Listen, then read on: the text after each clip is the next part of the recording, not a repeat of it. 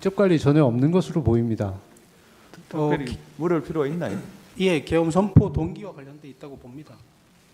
동기하고는 좀 거리가 있지 않을까요? 26항 이제 하나 남았는데요.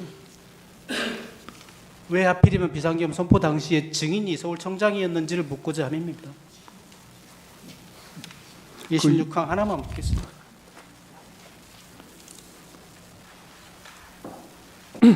그 정도만 하시죠, 뭐. 네?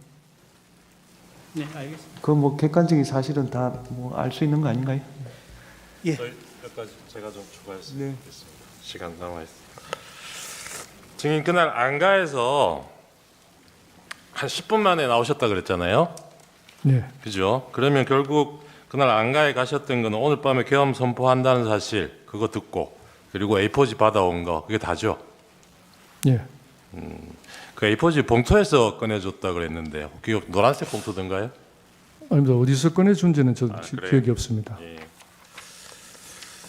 아까 저 표창구인 신문에서 계엄 선포된 게 뭐 10시 23분이라고 보고 10시 47분경까지는 신분 확인하고 들여보내는 주는 그러니까 출입을 허용하고 있지 않았느냐 이렇게 말씀하셨는데 기동대 배치 완료된 게 22시 47분경인 거죠. 예. 그 전에는 아직 상황 돌입이 안 된 거고 예. 기동대 배치되면서는 바로 전면 통제했던 거죠. 그랬다가 11시 6분 돼서 일시 해제했던 거고. 예. 그죠. 그다음에 정말 이걸 국회 외곽을 제대로 통제하려 그러면 뭐 40개, 60개 기동대 2천 몇백 명, 3천 명 이렇게 필요하다 이런 취지로 말씀하셨는데 그 실제로 여기 투입됐던 기동대가 6개잖아요. 예. 여의도에 인근에 있던 5개 하고 광화문 타격대인가요? 한 개 와서 예. 6개 된 거잖아요. 그 전체를 통제하려면 그 정도 인원이 필요한데 6개 대대만 기동대만 증인이 그렇게 준비하라고 지시해놨던 거는 대통령이 정말로 비상계엄 선포할까 이런 생각하셨기 때문 아니에요? 그것도 형사재판 관련이라서 제가 말씀드리기 곤란합니다. 그리고 아까 처음에 11시 6분인가요? 7분인가요? 일시 해제할 때 그때 증인하고 참모들이 논의한 게 이게 계엄 선포가 됐지만 국회의원들이 계엄 해제 의결하는 거는 이건 막을 근거가 없다. 그게 제일 큰 논거였죠. 이 사람들은 들여보내줘야 된다. 예. 그래서 청장에게도 그렇게 건의를 하고 청장도 허가를 해서 들여보내줬던 거잖아요. 예. 근데 이게 2차 통제로 다시 바뀐 거는 포고령 나오고 나서죠. 예. 포고령 1항 기억나시죠?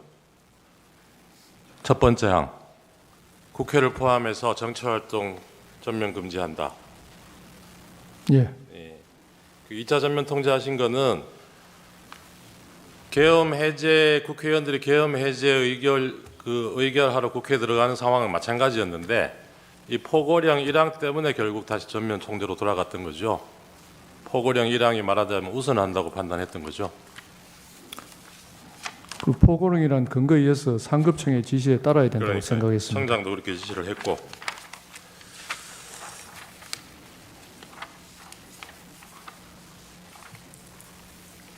그 청사로 돌아오셔가지고 이 계엄 해제될 때까지 쭉 그 8층 상황 통제실에 계셨던 겁니까? 아닙니다. 주로 집무실에 있다가 집무실에 예, 있다가 계엄 선포 이후에 상황실로 이동했습니다. 그러면 이게 경찰에서 전면 통제했다가 일시 해제하고 다시 2차 전면 통제하고 하고 이런 게 그 상황실 모니터에서 실시간으로 보여지고 있었습니까? 확인이 되는 상황이었습니까? 그런 것들을 제가 실시간으로 확인하지는 않습니다. 지시를 하면은 이제 무전으로 그런 것들이 지시가 아까 그 내려가기 때문에 A4지에 예. 200 국회 그리고 뭐 장소는 아까 증인 경찰 그 조사 검찰의 진술은 구체적으로 기억은 안 나지만 한 10곳 정도 된다고 진술을 하셨어요. 그게 다 그렇게 시간, 장소 이런 식으로 돼 있었던 거죠, 배열이. 예. 그러면 근데 증인이 실제로 경찰 출동을 준비한 거는 보면 국회만 준비하셨던 것 같기는 해요. 그죠? 다른 데 준비하신 데가 있습니까? 경찰 출동을 다른 장소에 국회 말고. 없습니다. 그죠? 그러면 이 A4지에 10곳 적혀 있던 이곳은 증인은 이거는 출동 주체가 경찰이 아니고 군이라고 생각하셨던 겁니까? 아니 특별히 그런 인식은 없었습니다. 근데 대통령이 피청구인이 국회에 대해서는 그 특정을 하셨잖아요. 국회에 갈 테니까 질서 유지를 위해서 경찰 보내서 잘 통제해달라 이 얘기는 했다는 거잖아요. 예, 그 국회 국회 부분이 국회 부분이 국회가 제일 어수선할 수 있다고 이렇게 계엄이 네, 선포되면 판단했습니다. 왜 사람들이 국회로 몰려올 거라고 생각하셨어요? 당연히 뭐 정치의 1번지 정치의 장이니까 뭐 그렇다고 생각했습니다.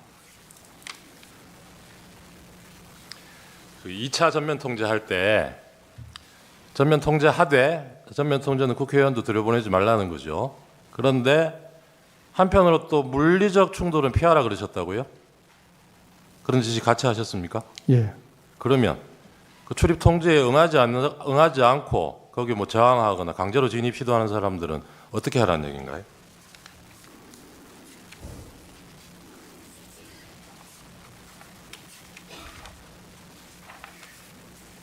당시 이렇게 자연스럽게 담을 넘어가는 그런 상황이었다고 제가 보고를 받았고 예. 뭐 그런 부분에 대해서 제지를 하라든지 그런 지시는 전혀 하지 상황 않았습니다. 끝나고 피청구인이 경찰청장한테도 전화를 하고 증인한테도 전화를 했잖아요.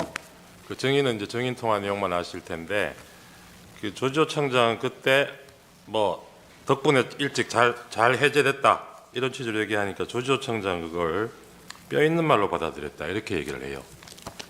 증인은 근데 액면 그대로 받아들였다는 거죠. 문구 그대로.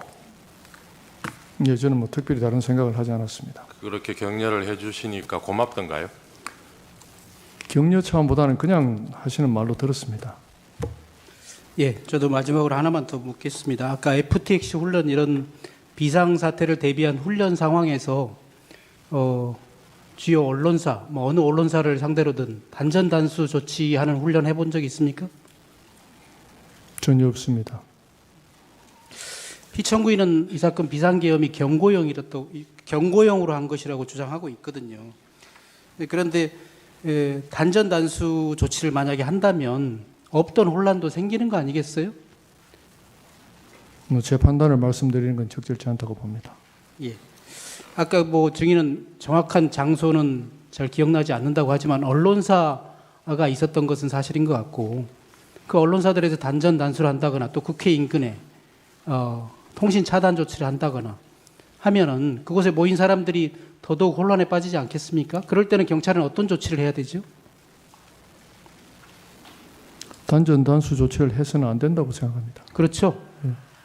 어떤 사람들이 모이고 있는 혼란 상황이 있다고 하더라도 단전 단수 조치가 이루어지면 더더욱 혼란에 빠지겠죠. 예. 마치겠습니다. 네, 하나만 좀 마지막으로 하고 저희 신문화 상기 좀 오늘 제출한 63호 증인입니다. 증인 추신문에서 그 2차 전면 통제 실시한 23시 38분 이후에 현장으로부터 국회의원들이 들여보내달라고 항의한다는 보고를 받은 적이 있나요? 기억 없다고 답변을 하셨는데 지금 이 사진은 뭐냐 하면 그날 그 나중에 발언은 나중이죠. 12월 13일 날 국회 긴급 현안 질의에서 국민의힘 박준태 의원이 이 동영상을 재생을 하면서 국민의힘에서도 그날 이 해제 요구 회의에 참석하기 위해서 저 시간경에 여러 국회의원들이 모여들었다는 거예요. 근데 저희 진입을 통제해서 못 들어갔고 그래서 국민의힘 의원들이 18명밖에 표결에 참여를 못했다는 겁니다. 이런 상황 보고를 못 받으셨어요? 보고받은 기억이 없습니다. 네, 이상입니다.